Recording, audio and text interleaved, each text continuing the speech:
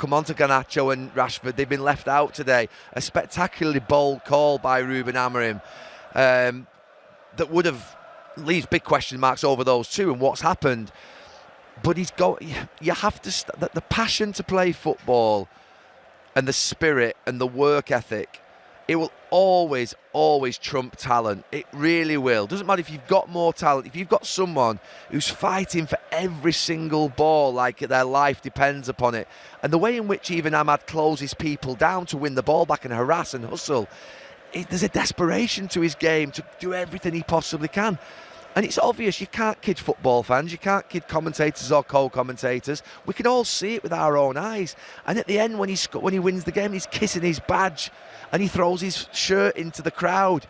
Also, it's a feeling playing football. Of course, you've got to play with your head. Of course, you've got to learn tactics. Of course, you've got to do all those things. But the very basics of the game are about endeavour and spirit and taking risks and doing things that you would as a kid, and that can never leave you. And it's left a lot of these Manchester United players, but it's not left him. And even in difficult times, it proves that you don't have to be an experienced player to play well in a difficult time. He's a young player, he's 22 years of age, and an absolute joy and a shining light today for Manchester United. He really was. So what, obviously facile, such a basic question with such a big answer, but what can this do for Manchester United? They were breaking every single record, or are breaking every single record in the wrong direction.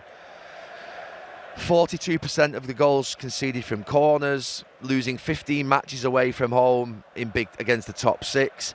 Lowest points tally in Premier League history. Ruben Amorim, the manager, with the least points tally, I think, after 4 games. All those things are just negative stats.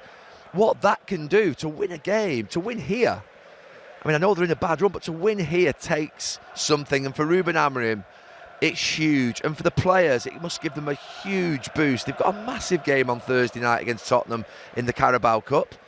But they'll go into that game now. I'm just looking at Ruben Amorim here. He's got that little bit of bounce back in his face. It's obviously a tough job being a football manager, and he's taken on one of the biggest jobs in the world. And it's been a sobering start, really, because he's realised and recognised the size of the task. I think probably those United fans and us who have been watching this club for 10 years recognised it already, but he came in with great enthusiasm, maybe in the back of his mind thinking, yeah, it's definitely going to be tough, but I'm hoping to see a bounce from these players, and he's not seen it until now. And that's a big break, because we've not seen that, Peter. We've been